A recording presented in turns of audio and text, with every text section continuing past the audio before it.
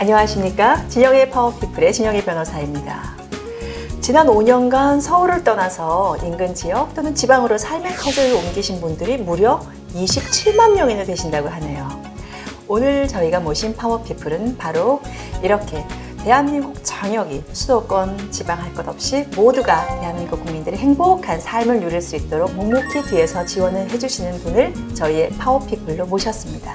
바로 한국지방행정연구원의 원장님이신 하예수 원장님이십니다.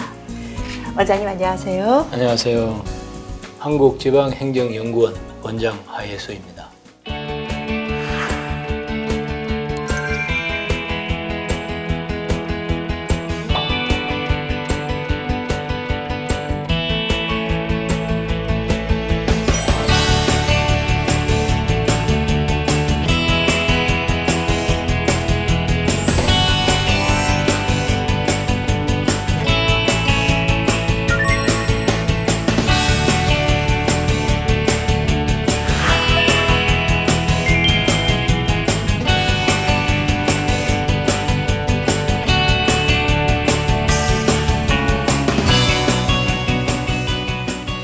원장님, 지금 이제 몇 년 전부터 우리나라가 이제 주요 기관, 이제 정말 더 이상은 이렇게 서울에 모든 것이 집중되고 또 모든 것이 서울 하나에 통솔할 수 있는 이런 단계는 이미 지났다라는 그런 모토하에 모든 주요한 기관들을 지방, 특히나 아주 멀리 또는 가깝게라도 계속 지방으로 이제 이전을 하고 있기 때문에 사람들이 이제 예전과는 좀 지방 행정에 대해서는 다른 시각과 또 궁금한 점이 많이 생긴 것 같습니다.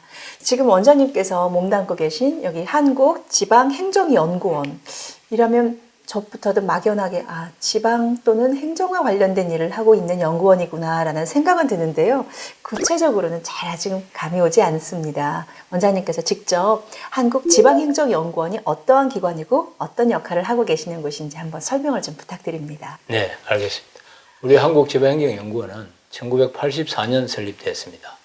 그 시작 자체가 지금 시도의 출연금에 의해서 만들어졌습니다. 네. 그러니까 시와 도가 돈을 내서 이 기관을 만들었습니다. 설립한 거군요. 예, 설립은 네. 그렇게 됐는데 그 이후에 네. 기금만 가지고는 운영하기 어렵게 됐습니다. 그래서 지금 기재부에서 네. 국가 예산으로 한 30% 정도 매년 지원해주고 있고 네. 그 다음에 아직도 30% 정도는 시도에서 출연을 해주고 있습니다. 네네. 나머지 한 40% 정도는 우리가 연구 과제를 따와서 충당하고 있습니다. 예. 우리 연구원은 잘 아시는 바와 같이 지방 행정에 관한 체계적인 연구기관인데요. 네. 구체적으로 말씀드리면은 정부 3.0, 지방 행복 지수 개발, 또 지방 재정 건전성 제고 방안, 네. 그 다음에 자치단체의 재정 진단 및 조직 인력 진단, 컨설팅 네. 이런 일을 구체적으로 하고 있습니다. 쉽게 음. 말씀드리면은 중앙 단위의 지방자치 관련 제도, 지방행정 관련 제도를 우리가 체계적으로 연구해서 국가 전체적으로 어떻게 하면은 지방도 잘 살고 국가 전체적으로 재정도 효율화시킬 것인가 그에 대해서 우리 연구하고 있다고 보시면 되겠습니다. 네. 사실 이제 이 지방자치 제도라는 것이 도입되고 난 다음에 저희가 여행을 해보면 정말 그 각각 자치단체에서 여러 어떤 환경 조성 또 주민들에 대한 삶의 질 또 어떤 관광지 개발 정말 굉장히 이 많은 것이 예전에 중앙에서라면 사실상 그거는 거의 그냥 상명하복식의 중앙 사업으로 하다 보면 조금 왠지 이렇게 좀 획일화적인 또 그것들이 제대로 각 지방자치단체에 맞는 색깔의 사업들이 구현되기는 조금 어려웠을 수도 있겠다라는 생각을 하는데 하여튼 요새 굉장히 그렇게 지역 단체별로 하는 행사들도 많고 그런데 이제 그런 것들에 대해서도 우리 한국지방행정연구원에서도 같이 연구 용역으로 수행하시는 건가요? 그렇습니다. 예컨대 지금 이제 과소지역이라 그러죠.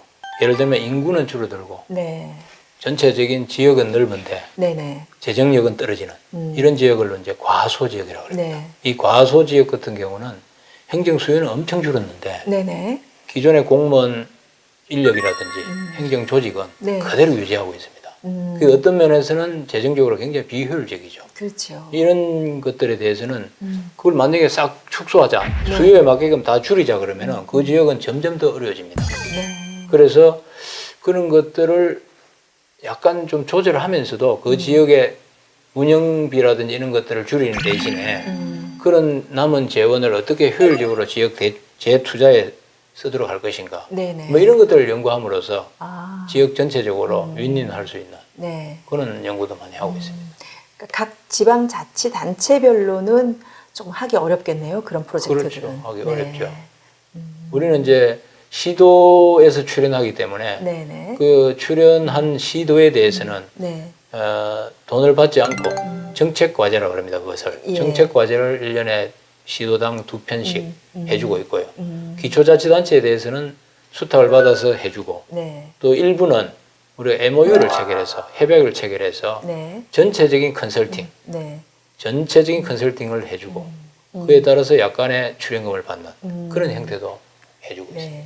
사실은 지금 우리가 이제 이 지방 행정 도시로 여러 뭐 세종시부터 시작해서 굉장히 다양한 지방의 혁신 이제 도시. 중요한 기관들이 다 내려가고 있지 않습니까? 예. 그러니까 예전에 비해서 지방에 대한 이 행정 분권 또 각각의 그 기능별 분권에 대해서 굉장히 지금처럼 정말 국가적인 이 국민적인 관심이 높아질 때가 없었던 것 같은데요. 그럼 지금 현재 이런 단계에서 우리 한국지방행정연구원은 앞으로 역점을 둘 사업으로는 어떤 것을 갖고 계신가요? 예컨대 이런 식입니다. 그 지방자치제의 기본 정신 자체가 네. 아까 말씀하신 바와 같이 지방자치단체의 네. 개성과 다양성이 추구겠죠. 지방자치단체 개성과 다양성. 이거라고 네. 할 수 있는데요. 네. 근데 개성과 다양성을 지나치게 존중하면은 네. 부익부가 또 더 심화가 됩니다. 왜 그럴까요? 재정 기반이 약한 자치단체는 네. 중앙정부의 지원 없이는 크게 자생할 발전시킬 그게 안 되고 네. 또 재정력이 좀 튼튼한 지자체는 네. 중앙의 보조금이라든지 지원을 받으면서 자체 예력도 또 있기 때문에 네. 훨씬 더 치고 나갈 수 있는 그런 또 상황이 됐죠. 그래서 네. 우리 연구원 같은 경우는 그런 차이를 인위적으로 뭐 격차를 줄이겠다는 차원보다는 네네. 각각의 지자체가 처한 여건에서 좀 더 개성 있는 전략을 펼 수 있게끔 어떤 제도적 시스템을 갖추는 게 좋겠는가. 네. 예를 들면은 성남시처럼 이렇게 재정력이 튼튼한 자치단체는 중앙의 복지 정책과 플러스 또 자기들 나름대로 또 더 하고 싶어 합니다. 네. 근데 이제 그것을 더 하게 하면은 결국에 성남시와 같은 지자체도 부담을 안게 되죠. 복지가 잘 되는 곳으로는 자꾸 쏠림 현상이 밀도가 생기죠. 높아지겠네요. 예. 네. 그래서 이런 걸 어떻게 제도적으로 미리 네. 예방 조치를 취하는 것이 어떤 게 있겠는가 그런 걸 고민을 하는 네. 거죠. 한국지방행정연구원도 올 9월경에는 원주로 이전을 하신다는 말씀을 제가 들었는데요. 네. 즉 이제는 서초동 시대는 이제 지금 현재 우리 지방행정연구원이 서초동에서 머무르는 것도 이제 몇 개월 남지 않았네요. 네, 그렇습니다. 예. 이제 원주 시대가 새롭게 열리는데요. 네. 이제 두 가지 의미가 있다고 생각합니다. 지금까지 서울 중심의 사고, 네. 서울 중심의 정책이 이루어졌다면은 지방자치야말로 그야말로 지방 현장, 지방 주민, 네. 지역의 특성에 맞는 제도를 우리가 구축해야 되는데 네네. 지금까지 우리가 서울에 머물러 있다 보니 그런 현장 중심의 지식이나 기회를 상대적으로 많이 얻지 못했습니다. 네. 그런 점에서는 원주에 가게 되면은 그런 부분들을 우리가 강화시킬 수 있지 않겠나 이런 생각이고요. 두 말 번째는 그대로 지방에 위치한 한국 지방행정을 연구하는 그렇습니다. 연구원이 되는 것이겠네요. 그렇습니다. 예. 두 번째는 그래도 네. 이 서울 중심의 사고를 단시일 내에 벗어던지는 어렵기 때문에 지방에 가게 되면은 우리 한국지방행정연구원도 네. 지방연구원의 하나가 아닐까? 일종의 지방연구원 또는 시도연구원하고 같은 급으로 취급되지 않을까? 네. 그런 염려를 하고 있습니다. 네네. 그래서 우리는 우수 인력 채용부터 시작해서 네. 기존에 있는 인력들을 최대한 우리의 능력을 발전시키고 네. 또 연구 질을 높이는데 주력을 하고 있습니다. 아까 사실은 제가 인터뷰 시작하기 전에 우리 하 원장님과 잠시 얘기를 나누다 보니까 지금 현재 근무하고 계신 직원분 60분 중에서 43분이 박사 인력으로 지금 현재 이루어져 있다라는 얘기를 해주셨는데 사실은 물론 이제 연구원이라는 특성상 다소 이제 소위 고급 전문 인력들이 많이 있기는 하겠지만 사실 이 정도의 그 전문 박사과정 또는 박사를 학위를 받으신 분들을 이런 정도 있는 경우에 연구원은 참 드물다는 생각을 제가 했습니다. 그런데 네. 그럼 과연 우리 하 원장님은 그 많은 고급 브레인들을 어떠한 리더십으로 통솔을 하고 계시고 또 우리 한국지방행정연구원은 어떤 미래 비전을 가지고 계시는지를 앞으로 이제 차근차근 제가 여쭤볼 텐데요. 네. 그 전에 저는 하 원장님이 살아오신 또 이 인생의 발자취가 참 궁금하기도 합니다. 네. 그러면 우리 원장님은 어떤 삶을 살아오셨는지 그 부분을 내 인생의 키워드로 한번 제가 여쭤보겠습니다. 네. 제가 우리 원장님의 내 인생의 키워드를 보다 보니까요. 내 인생의 키워드가 막내 프리미엄이에요. 그렇습니까? 네. 사실은 이제 저도 다둥이 엄마입니다. 근데 네. 저희 아이도 사실은 막내에 대해서는 조금 더 부모로서는 각별한 어떤 다른 기대나 이런 걸 떠나서 무한정의 그냥 애정이 주어지는 그런 경우가 참 있는데 우리 원장님의 막내 프리미엄은 과연 어떤 재미있는 스토리를 담고 있는지 참 궁금한데요. 네, 저는 뭐 막내 프리미엄이라고 표현을 했습니다만은 네. 사실은 막내에 대한 어떤 프리미엄이라기보다는 네. 막내이기 때문에 네. 늦게 태어나서 산업화, 도시화의 네. 어떤 문명의 혜택을 네. 조금 누릴 기회가 생겼다. 이렇게 볼 수 있겠습니다. 우리 원장님께서 그러면 태어나셨을 때 거기는 문명, 소위 말해서 도시화, 문명화, 산업화 이 과정과는 조금 거리가 먼 곳이었을까요? 거리가 멀었습니다. 아주 두메 산골이고요. 예. 새마을 운동이라는 것을 제가 어린 시절에 10대에 경험했습니다만은 새마을 운동이 10대시면 60년대 예, 60년대 두메산골에서 후반이겠죠. 태어나신 분이시네요. 예, 그렇습니다. 그런 원장님이 지금 현재는 한국지방행정을 총괄하시는 연구원의 원장님이 되신 거군요. 예, 그렇습니다. 근데 그때 보면은 사실 그 TV라든지 전기라든지 뭐 안길도 아주 소로였고 리어카가 겨우 다닐 정도의 길이었으니까요. 리어카요. 예, 리어카. 거의 뭐 리어카. 작은 신장로 그렇죠. 정도 있는 그런 예. 두메산골. 예, 그런 산골이었으니까 뭐 문명의 이기는 거의 우리가 경험하지 못했다고 봐야 되겠죠. 네. 그런데 거기서 더더군다나 형제 많은 곳의 막내. 글쎄 보통 이런 경우는 막내로서의 프리미엄이라기보다는 막내로서 소위 말해서 형제들한테 치이거나 부모님의 관심을 상대적으로 좀 덜 받는 그런 경우에 아수임을 하소연하는 경우들이 많을 텐데 우리 원장님은 오히려 그걸 프리미엄이라고 표현하셨단 말이에요. 그렇게 말입니다. 그래서 저도 이제 위로 형님이 4분이고 네. 누님이 3분이었는데 그러면 팔남매. 예, 8남매 막내입니다. 아, 어마어마하시군요. 60년도에 팔남매 네. 막내. 아버지가 일찍 돌아가셔서 2살 때 돌아가셨거든요. 네. 그러다 보니까 형제들로부터 더더군다나. 많이 치웠죠. 네. 근데 이제 그게 집안 형편이 굉장히 어려웠었는데 특히 60년대 우리나라라면 더욱 예. 상상이 되지요. 형님들, 누님들이 이제 산업 현장으로 다 나가시고 나니까 네. 제가 조금 형편이 나아질 무렵에 네. 학교를 다니게 됐어요. 네. 그래서 이 불운인지 뭐 행운인지 몰라도 제가 중학교 진학을 할 수 있는 기회를 얻었습니다. 아. 그래서 그걸 제가 막내 프리미엄이라고 표현했습니다. 중학교 진학을 할 수 있었던 막내. 네. 어찌 보면 그건 아버님의 돌아가신 빈자리를 위해 누님과 형님들이 메꿔주셨다는 채워주신 얘기도 거죠. 되겠는데요. 그렇습니다. 네. 그러면 그런 막내로서 그러면 학교를 쭉 진학을 하셨다는 얘기신데요. 네. 그러면 그 이후에 학창 생활은 어떠셨을까요? 저는 그렇게 어렵게 들어갔는데도 네. 중학교 시절을 돌이켜보면은 아무 생각이 없던 애 같았어요. 제 기억에. 아무 생각이 없고 하여튼 수업 시간에 멍하니 칠판 쳐다보기. 네. 그 다음에 쉬는 시간에는 애들하고 장난치고. 그렇게 아마 3년을 지난 것 같아요. 저는 왠지 이것은 겸손하게 말씀하시는 게 아니라 진짜 그러셨을 것 진짜입니다. 같다는 생각도 좀 진짜입니다. 드는데요. 네, 뭐 가감이 없고요. 네.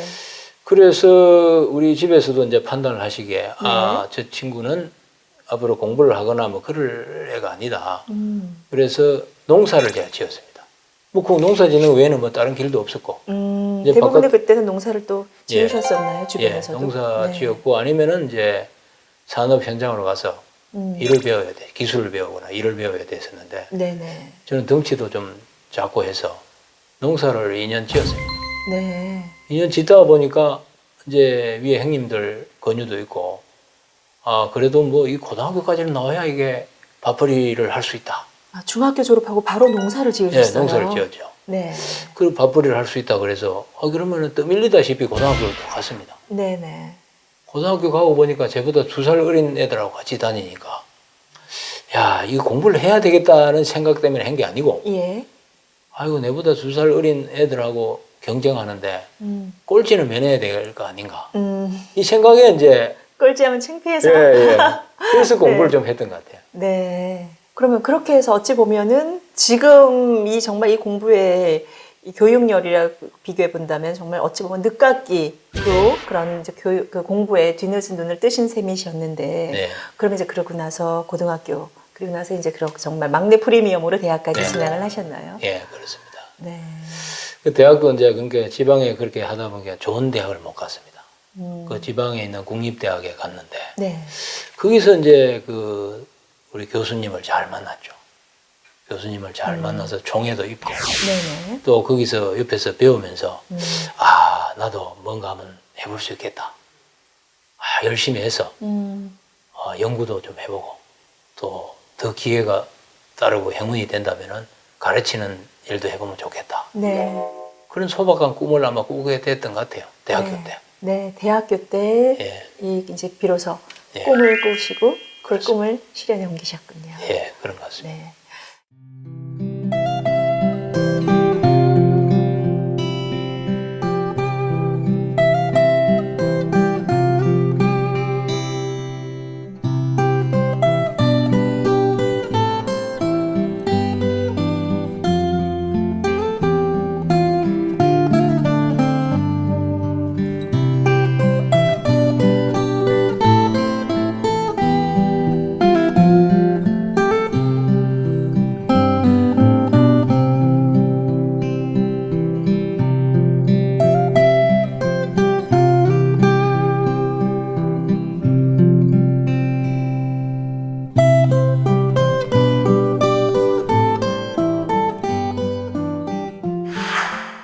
자, 그럼 이제 우리 원장님께서 그렇게 해서 어렸을 때 막내 프리미엄 이런 인생의 키워드를 몸에 담고 사셨는데, 자, 그리고 난 다음에 지금 이제 현재 한국지방행정연구원의 수장이 되셨거든요. 그러면 지금 그동안에 원장님께서 아까 그럼 지방에 있는 어찌 보면 지금보다도 더 학벌이나 이런 것들로 인해서 나름 보이지 않는 서름을 겪으시거나 그러신 건 없으셨을까요? 아유, 많죠. 제가 그 시골에 이제 대학을 다니고 있는 중에, 네. 그때 서울에서 내려오신 교수님께서 이제 많이 잘 가르쳐 주시고 지도를 잘 해 주셨는데, 제가 대학 3학년 때입니까? 그 하여튼 지방에서는 하여튼 공부를 제가 좀 잘했던가 봐요. 그 학점도 잘 나오고 이러니까. 네. 그 먼저 면담하시면서 앞으로 어떤 꿈을 가지고 있느냐, 네네. 무엇을 할 생각이냐 이렇게 묻는데, 제가 그 당시 어떤 용기가 있었는지, 아, 저도 대학 교수가 좀 되고 싶습니다. 이렇게 이야기했어요. 그랬더니 그분께서, 네. 아, 그 길은 멀고 험난한 길인데 공무원 시험을 치면 좋겠다. 그런 말씀을 하세요. 만류하시더라고요. 네. 그래서 제가 재차 말씀드리고 잘 좀 지도해달라고 부탁드렸더니, 네. 제 고집이 워낙 세니까, 그러면은 꼭 그 생각이 변함이 없다면은 대학원은 서울로 가면 좋겠다. 그 당시 이제 우리가 그 서울대학교 행정대학원이 행정고시도 배출하지만 네. 행정학자들을 배출하는 곳이었지 않습니까? 네네. 그쪽으로 말씀을 해주셨어요. 네. 그래서 이제 그쪽으로 가면 어떻게 준비하면 되는지를 또 물어서 죽자 사자 또 공부를 했습니다. 네. 그 들어가 보니까, 아, 거기에 계신 분들이 그 당시 제가 다닐 때 16분이 계셨는데, 학부를 서울대학을 안 나오면 네. 이 비정상적인 사람이 아닌가, 이런 인식들을 가지고 계시더라고요. 저희 안 껴주셨군요. 당시에도 그랬어요. 네. 지금은 물론 거기도 이제 비서울대 출신도 교수로서도 채용하고 이렇게 바뀌었습니다만, 네. 그 당시는 그랬습니다. 그러다 보니까 제가 발표도 훨씬 잘하고 레포트도 잘 내고 뭔가 시험도 잘 친 것 같는데, 초등학기 성적표를 받아보니까 제 기대에 못 미치는 것 같고, 네. 그래서 죽자사자 했고요. 그 이후에 이제 박사학위를 받고 나서도 대학에 이제 문을 두드려봐도 네네. 이 지방대 출신이다, 국내 박사다, 뭐 국내에서의 박사. 예, 그런 이제 낙인이 있죠. 보이지 네. 않는 차별, 서로. 지금은 어떤가요, 원장님? 지금 당장 이렇게 한국지방행정연구원에 아까 말씀드린 것처럼 60분 중에 43분의 박사님을 지금 동료로서 또 같이 일하는 연구원으로서 데리고 계신데, 지금도 여전히 예전에 당하셨던 서름이 그대로 좀 있으신가요? 아니면 그 부분은 오히려 다른 사람들에겐 정말 다른 대우로 극복을 하셨나요? 저는 그렇게 봅니다. 아마 그런 분들 인식이라든지 기본 틀은 네. 쉽게 바뀌지 않을 겁니다. 아마 그렇게 생각하시는 분들은. 네. 저는 이제 그것을 그 차별이라든지 컴플렉스로 생각해 본 적이 별로 없고요. 오히려 당연히 그렇겠다. 내가 네. 입장이 바뀌어야 돼도 아마 검증되고 사회적으로 인정된 그런 베이스를 가진 사람이 더 인정받겠구나. 네. 이런 생각을 했고요. 지금은 그렇습니다. 지금도 제가 이제 항상 그 초심을 잃지 않으려고 애를 쓰고 있는데 아마 지금도 보이지 않는 곳에서는 그런 인식과 편견이 있을 것이다 생각을 하고요. 네. 그러나 다만 이제 조금 바뀐 것은 점점 이제 그 자기 어려움이라든지 난관을 극복하고 자리에 올라가면 올라갈수록 네. 오히려 그게 기회가 될 수 있다는 생각이에요. 어려운 여건에서 올라왔으니까 이 사람은 실력이라든지 그런 면에서는 검증이 됐구나. 네. 그게 징표가 될 수 있지 않을까. 뭐 그런 생각도 해요. 예전에 어떤 책이었는지 좋은 이야기에서 들은 얘기인지 하여튼 역경과 고난은 성공의 가장 값진 비료다. 이런 네. 얘기를 제가 들은 기억이 나는데 네. 지금 어찌 보면 네. 그런 역경과 고난으로의 그것을 이제 비료로 지금의 현재의 모습을 읽으신 분이시기도 합니다. 네. 어찌 보면 자신의 인생을 농사 지으신 거네요. 네. 정말 네. 그런 그 비료를 가지고. 예, 감사합니다. 그럼 그런 원장님께서는 지금 이 엄청나게 우수한 이런 두뇌분들과 함께 일을 하고 계신데 이분들과 함께하는 원장님의 개인의 비전이나 이런 것들은 어떤 것이 있을까요? 예, 제가 이 연구원장 취임사에서도 밝히었습니다만은 네. 저는 그 끊임없는 그 변화, 혁신 이것이 하나의 그 비전으로 제시했고요. 네. 그러면서 그걸 실현하기 위해서 제 혼자 앞서서 끌고 가는 것이 아니고 끊임없이 소통하고 대화하고 네. 또 서로를 이해하면서 네. 단합된 힘을 과시하자. 이게 이제 제 모토인데요. 네네. 실제로 그렇게 끌고 가고 있습니다.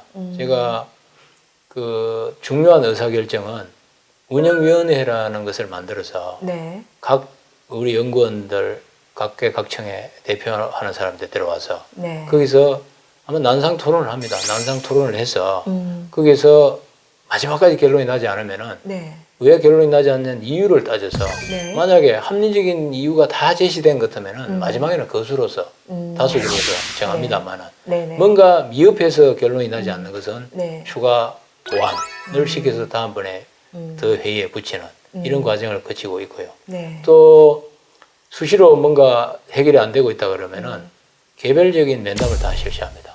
개별적으로 다 들어보고 네. 이분이 왜 그렇게 생각하는지 또 다른 조건이 충족되면 이분은 수용할 여지가 있는지 네. 이게 이제 제가 협상 전공에서 그런지 모릅니다만은 협상을 전공하시군요. 네, 다 그 내부 속내라든지 예. 주된 관심사를 다 파악하고 다수의 생각을 읽어보니 제도를 이렇게 끌고 가면은 수용 가능성이 높겠다 판단하는 지점을 찾아서 네. 제시를 하고 네네. 그게 채택되면은 가고 그렇게 이제 운영을 하고 있습니다. 저는 그 조직의 젊음 또는 그 조직의 이 활성화는 결국은 얼마나 자유로운 의견 개진, 아까 말씀하신 네. 토론이겠지요. 네. 그런 게 살아있느냐, 저는 그 조직의 젊은 미래를 봅니다. 근데 네. 지금 한국지방행정연구원에서는 적어도 그런 끝까지 소위 난상 토론으로의 나의 의견을 충분히 개진하고 그런 젊은 조직을 유지하고 계시려고 노력하시는군요. 예, 제가 연구원 출신이라서 그런지 네. 제가 연구원에 있을 때 그 경험을 했습니다. 연구원장님들이 오셔가지고 네. 자기 방침, 네. 자기식의 리더십 이걸 지나치게 강조하시더라고요. 저는 그것은 부작용이 크다고 보거든요. 네. 그분들이 2, 3년 지내다가 가시면은 뭐 또 이게 다른 또 원장님 오시면은 또 180도로 바뀌고 이러는데 네. 저는 그렇게 하지 않습니다. 네. 제 나름대로 생각하는 바도 있습니다만 네네. 최대한 자율성을 주고 또 철저하게 성과해 줍니다. 충분히 자유를 주고 자율성을 줬는데도 질적 수준이라든지 성과가 미흡하면 그에 네. 대해서는 저는 분명한 책임을 책임을 지도록 만들고 네. 그렇게 하면은 아마 제가 떠나더라도 아마 그 기준은 뭐 바뀌기가 어렵지 않겠습니까? 우리 연구원이 대외적으로 살아남고 경쟁력을 갖추기 위해서는 개개인이 네. 역량을 갖춰야 되니까 또 질적 수준이 높은 보고서를 펴내야 예. 시장에서 잘 밝히고 먹힐 예. 거니까. 원장님의 이 리더십, 카리스마를 한마디로 정리하자면 소통의 리더십, 부드러운 카리스마 이런 것 같습니다. 네.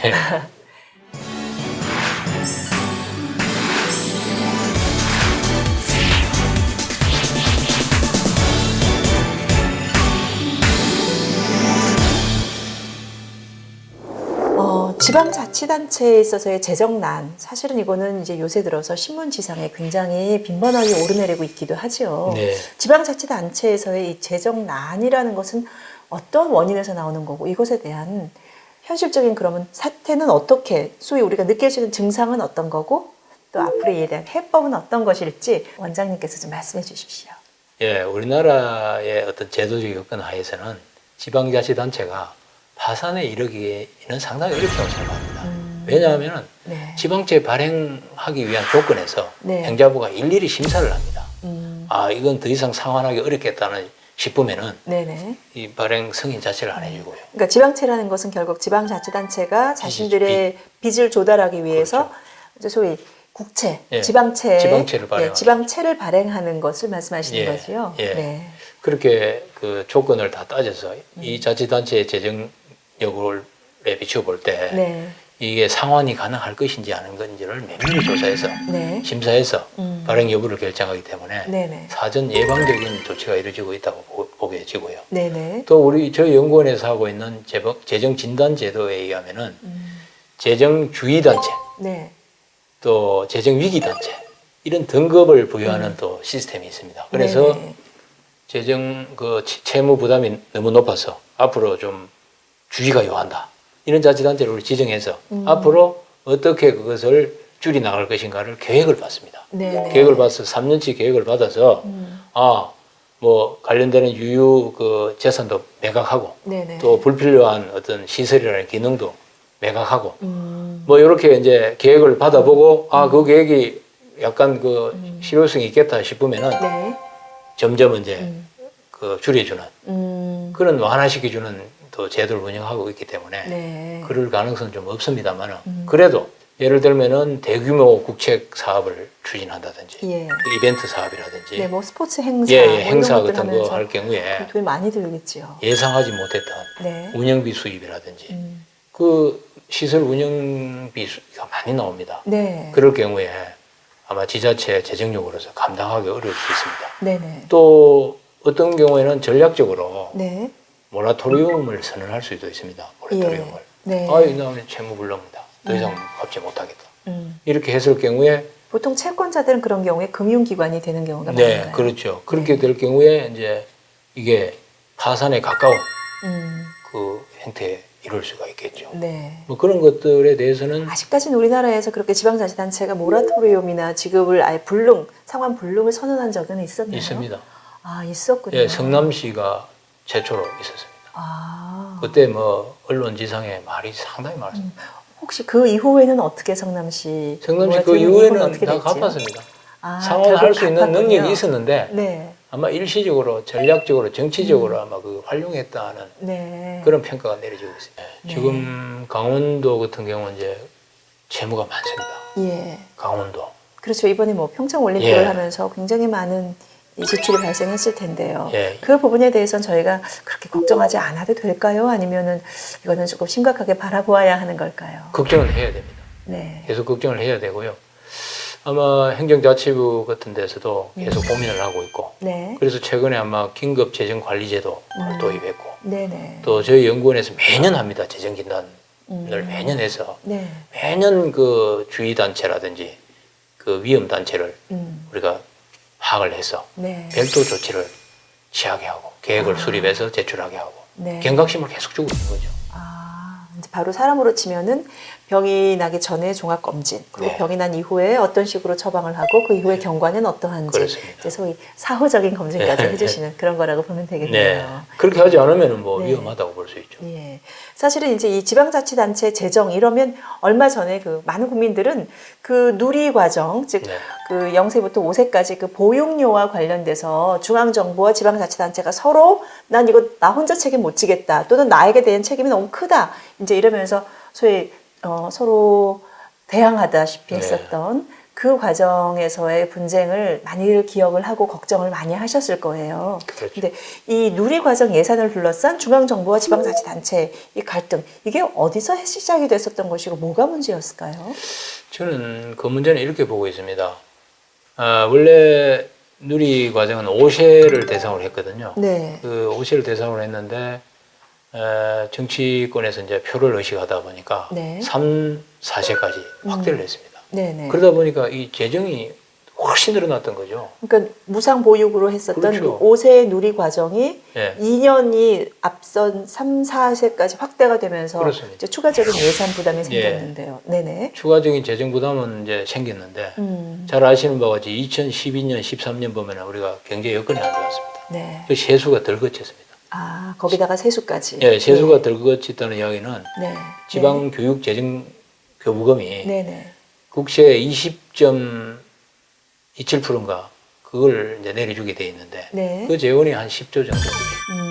펑크가 난 네, 거군요. 펑크가 소위. 났죠. 네. 그러니까 지방채를 발행해서 한 6조 정도 지방채를 발행해야 될 상황이었거든요. 네네. 근데 1년 정도로 그렇게 했는데 계속 누적되다 보니까 네. 계속 지방채를 발행해서 충당하기도 어려웠죠. 네네. 그러다 보니까 지방교육청 같은 데서는 더 이상 우리 못하겠다 이거. 중앙에서 이거 하자고 법률 도입해놓고 우리 보고 왜 다 부담하라 그러느냐. 네. 이런 식이고요. 중앙에서는 아니 재정 부담이 늘어났지만 네. 학생들이 줄고 네. 또 그러다 보니까 교육 시설도 좀 유유 시설이 남아 있고 네. 선생님들도 좀 남아 있고 하니까 여유가 있고 하니까 네. 그런 것들을 이용해서 충당하면 되지 않느냐. 꼭 돈을 안 들이더라도 이제 그런 식으로 서로 의견이 충돌됐죠. 네. 그 결론은 어떤 식의 해법을 찾았었는지요? 아직 뭐 해법이 정확하게 제시된 건 없고요. 지역별로 서로 버티고 있는 데도 있고 또 어느 정도 타협이 돼서 네. 임시 방편으로 네네. 하고 있는 데도 있는데 네. 하여튼 어렵습니다. 어려운데 제가 생각할 때는 1차적으로 네. 실제로 그런 예유 재원이 있느냐. 예. 지방교육청에서 유유 인력과 유유 시설을 이용해서 네. 감당할 수 있는 그런 여력이 있느냐를 먼저 조사를 해봐야 되고요. 음. 아마 그렇게 여력이 없고 재원이 턱없이 부족하다고 네네. 밝혀지면은 네. 그 재원을 어디서 마련해야 될 것인지를 같이 머리를 맞대야 됩니다, 사실은. 예, 그렇죠. 예, 서로 찾아보지도 않고 충분하지 않느냐 해라. 네. 지방에서는 뭐 불감당이다. 음. 이렇게 이제 서로 엇갈리고 있는 거죠. 그러니까 사실은 이렇게 어떤 중앙과 지방의 대결 구도 또는 네. 갈등 이런 부분이 있을 때마다 국민들은 사실은 굉장히 그 책임 소재가 어디 있고 누가 얼마만큼 부담해야 되는지 잘 모릅니다. 그렇죠. 하지만 어쨌든 우리는 누군가에게 세금을 내고 있고 또 그 세금으로 우리 아이들 또 우리 국민들 전체가 다 평온한 생활을 유지할 수 있도록 해달라라는 네. 단 하나의 소원인데요. 네. 하여튼 그러면서 이번에 굉장히 그 지방자치단체 재정이 어떻게 돌아가는지 이런 거에 대해서 관심이 굉장히 커졌습니다. 네. 근데 정말 이 지방자치단체 그러면 이런 사실은 저는 알기로는 만성적인 재정난이라고 지금 듣고 있습니다. 네. 사실은 거의 대부분의 경우 이제 중앙행정기관에서의 지방재정 교부금을 주고 네. 그 교부금을 가지고 살림살이를 꾸려나가는 경우가 많은 걸로 알고 있는데요. 네. 그러면 앞으로도 계속해서 사실은 재정적 독립이 되지 않은 상황에서 지방자치단체가 정부나 이렇게 돈 주는 기관의 뜻을 거스르기는 참 어려울 것 같거든요. 그렇죠. 하지만 그렇게 되면 지방자치단체 나름의 독립성이라는 게 유지되기는 어렵겠고요. 그렇죠. 여기서 해법은 어떤 게 있을까요? 일단은 지금 아까 말씀하신 바와 같이 지방 교부세, 네. 교부세라 그러죠. 네. 왜 교부금이라고 안 그러고 교부세라 그러냐면은 국세 중에서 네네. 일정 부분을 떼내서 주기 때문에 네. 세금의 일종을 보고 있습니다. 그것은 이제 중앙정부에서 주지만 세금 형태로 내려가기 때문에 그 지방자치단체에서 자율적으로 쓸 수 있습니다. 그에 대해서 뭐 꼬리표가 있다든지 제약이 있고 그러지는 않습니다. 소위 특정 목적을 위한 사업비는 아니라는 아닙니다. 얘기시잖아요. 예, 뭐 인건비도 줄 수 있고 일반적으로 지출하면 되기 때문에 네. 지방교부세는 큰 문제가 없는데 네. 제일 큰 문제가 국고보조금이죠. 네. 보조금은 일일이 이제 용도를 지정하고 네네. 세세한 사업도 지정하기 때문에 네. 그것은 중앙에서 지정한 목적 외에는 지출을 못합니다. 네. 그렇기 때문에 아까 말씀하신 대로 지자체 자율성이라든지 개성은 없는 거죠. 네. 중앙이 시키는 대로. 네. 또 중앙에서 또 내려주면서도 전액 다 내려주는 것이 아니고 뭐 50%다, 30%다 네. 이렇게 내려주기 때문에 나머지 금액을 지방자치단체에서 받기 위해서는 매칭을 해야 됩니다. 예. 그렇게 해야 되기 때문에 뭐 자기들이 하고 싶은 사업은 포기해야 되는 거죠. 중앙의 사업을 해내기 위해서. 네. 30%라도 따와야 되니까요. 네. 이제 그런 이제 심각한 문제가 있는데 어떻게 그럼 극복할 수 있을까요? 그런 것들을 이제 극복하는 방법이 아까 말씀하신 대로 교부세를 늘리는 게 하나의 방법이고요. 네. 교부세를 더 늘린다는 거죠. 그러니까 좀 더 자유롭게 활용할 수 있는 돈을 예. 좀 더 여유를 더 준다. 예. 네. 그런데 자치단체마다 이제 또 의견이 다릅니다. 그거는. 예를 들면은 세수 기반이 취약한 자치단체는 네. 교부세를 많이 받기를 원합니다. 근데 재정력이 세원이 튼튼하고 재정력이 되는 자치단체는 아예 세금을 내려달라. 지방세를 만들어주면 되지. 국세를 지방세로 내려주면은 똑같을 텐데. 세금을 걷는 징수 주체를 아예 우리가 하겠다라는 그렇죠. 얘기군요. 예, 그렇게 해달라 그러죠. 그렇게 되면 이제 교부세를 내려주면은 재정력이 튼튼한 자치단체는 교부세를 거의 못 받습니다. 그게 불만이고요. 네네. 이제 보조금으로 내려주면은 양쪽 다 이제 불만일 것이고요. 만약에 지방세로 내려주면은 네. 이전 재정력이 튼튼한 자치단체는 좋아하는데 대다수 못 사는 자치단체가 또 반대합니다. 네. 그러면 지방자치제 정신에 입각하면은 네네. 지방세를 내려주는 게 맞기는 맞습니다. 결국에는. 네. 그러면 지방세를 내려주면 아까 말씀하신 대로 세수 기반이 튼튼한 자치단체하고 네. 그렇지 못한 자치단체 간에 갭이 더 벌어지는 거죠. 격차가. 네. 그 독일식의 어떤 방식은 이런 겁니다. 재정력을 면밀히 계산해서 네. 재정력이 튼튼한 자치단체는 좀 적게 가도록 하고 네. 지방세 비중도 네. 또 재정력이 약한 자치단체는 더 많이 가도록 하는 그 일종의 이제 수평적 재정 조정이 이루어지는 거죠. 네. 자치단체끼리. 아, 자치단체끼리요. 그러니까 예. 중앙에서 그렇게 설계할 때부터. 처음부터 차별화돼서 중앙에서 나눠주는 게 아니라 지방자치 나눠주는데 네. 계산해서 나눠주는데 네. 그렇게 자동적으로 조율되는 것처럼 형식을 갖추는 거죠. 아, 사실 이제 뭐 독일이나 이렇게 큰 뭐 주별로 나누어져 있는 데들은 당연히 우리나라보다 더 큰 그런 네. 재정 불균형이 있을 텐데 예. 거기에서는 자치단체끼리 그런 부분에 대한 재정적인 이 의견 조율을 사전에 미리 한다는 얘기인 거군요. 이 정도 수용을 받아서 법률에 규정을 해놨습니다. 재정력이 몇 프로 이하 자치단체는 네. 지방세가 몇 프로 가도록 하고 아, 이런 자치단체는 몇 프로 가도록 하고 법률에 딱 명시되어 있기 때문에 뭐 그걸 거역할 수도 없는 거고 그래 따른다는 거죠. 우리는 이제 그런 법률을 도입하기 위해서는 또 지자체 간에 엄청난 또 아마 네. 갈등이 아마 생기리라 보지만 네. 그래도 큰 우리 지방 소비세 도입할 때 그랬거든요. 네네. 지방 소비세 도입할 때 수도권 같은 경우는 좀 적게 받고 네. 도라든지 농촌 지역은 더 많이 내려가도록 네. 그 설계한 선례가 있기 때문에 아마 그런 걸 조심스럽게 우리가 시도하면은 네. 해법이 되지 않을까 그러죠. 예, 그렇군요. 요새 지방을 여행하다 보면 그리고 또 실제로 이제 지방의 수많은 이제 주요한 혁신 도시 또는 행정 복합 도시 이렇게 이제 지정이 되면서 예전과는 다른 이 지방 이 도시의 새로운 변신의 물결들이 정말 눈부시게 달라지고 있는데요. 한편으로는 이제 그 과정에서 굉장히 많은 어떤 시간적인 비용 또 경제적인 비효율성 이런 부분에 대한 고민을 토로하고 계시는 분들도 많습니다. 그럼에도 불구하고 지금 일단은 지방과 즉 국토를 균형 있게 발전시킨다라는 이런 큰 대의 명분에 대해서는 아마 많은 분들이 공감은 하실 텐데요. 자, 이런 지방의 변화에 대해서는 어떤 시각으로 바라보아야 될까요?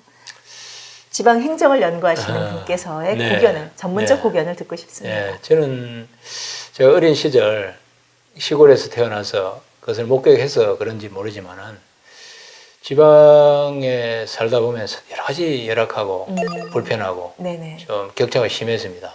물론 서울에 올라와서 이제 도시화를 경험하고 문명의 이기를 누리면서 뭐 좋은 점도 있었습니다만은 그래도 우리 지역이 어디에 살든 어떤 지역을 선택해서 어디에 살든 사람들이 기본적으로는 네. 그 삶의 질 수준이라든지 행복도가 큰 차이가 없지 네. 않아야 된다고 이런 생각을 가지고 있습니다. 네네. 그런 측면에서 보면은 지역이 골고루 잘 살 수 있도록 하는데 기여하지 않을까.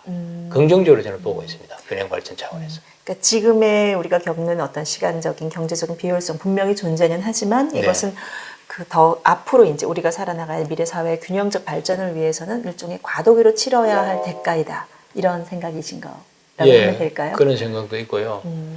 일단은 그 지역 중심으로 네. 자족성이 어느 정도 확보되면은 네. 그는 이동 비용이라든지 거래 비용이 좀 줄어들 것이고요. 네네. 한 몇 세대가 흘러야 되겠죠. 그러면은 이제 중장기적으로 보면은 그 지역이 점점 발전의 중심축으로 또 거듭나게 되고 네. 또 그 지역이 웬만한 것들은 자족성을 갖추게 되면은 예. 뭐 그 지역에 살면서도 크게 이동 없이 네. 수도권 쳐다보지 않고 살아갈 수 있게 되면은 네. 그런 것도 자연스럽게 줄지 않을까 그런 생각을 합니다. 당장 지금 한국지방행정연구원도 이제 9월에 원주 혁신도시로 이전을 할 계획이라고 제가 아까 말씀을 드렸는데요. 네. 이런 식으로 주요 기관은 지금 이제 다 지방으로 이렇게 내려가고 있는 상황인데 이럴 경우라고 하면 이제 어떤 근무 환경이나 형태도 아마 종전과는 다른 상황이 분명히 생길 것 같습니다. 어떤 변화가 앞으로 우리가 살아나갈 근무 환경이나 네. 이 상황에서 예상이 될까요? 예, 일단은 그 스마트 워크 센터라든지 네. 이제 집에 스마트 있으면서 워크센터요. 예, 집에 네. 있으면서도 이제 스마트 기술에 입각해서 예. 회의도 진행하고 요새 뭐 세미나도 그 웨비나 하고 있지 않습니까? 네네. 웹상으로 다 뭐 주고받고 화상회의도 예, 화상회의도 일반적인 하고 상황이 됐고요. 네.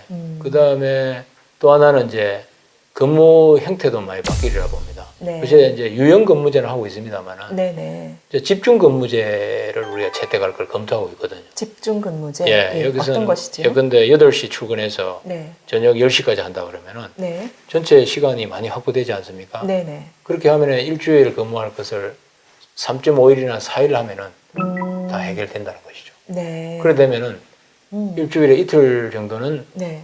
서울에서 볼일을 볼 수 있고 집에서도 근무할 수 있고 네. 그런 형태를 갖춘다든지. 이제 진짜 스마트 재택근무, 또 유연 근무제, 또 예, 집중 집중 근무제 근무제. 예. 이런 것들 정말 우리 미래 사회 이제 근무는 지금처럼 뭐 9시 출근, 6시 퇴근. 네. 그리고 모두가 똑같은 시간에 뭐 하고 아니면 지각. 뭐 이런 어찌 보면 그런 것들도 예전에는 이랬었지라는 그런 과거의 이야기를 이제 언젠가 얘기를 할 게 금방 도래할 것 같다는 생각도 네, 드네요. 그럴 것 같습니다. 네. 원주로서의 원주 이전 그 이후에 또 한 번 더 혁신하는 네. 한국지방행정연구원의 또 도약을 기대하겠습니다. 예, 감사합니다.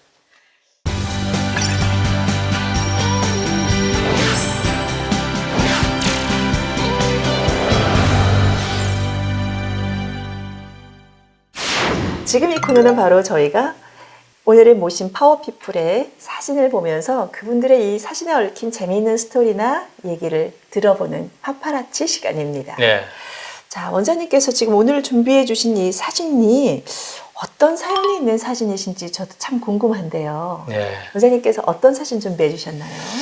밀양 송정탑 이제 현장 사진인데요. 네, 저희 밀양 송전탑의 당시 예. 소위 지역 주민분들의 시위하시는 사진이었나요? 예, 그렇습니다. 네.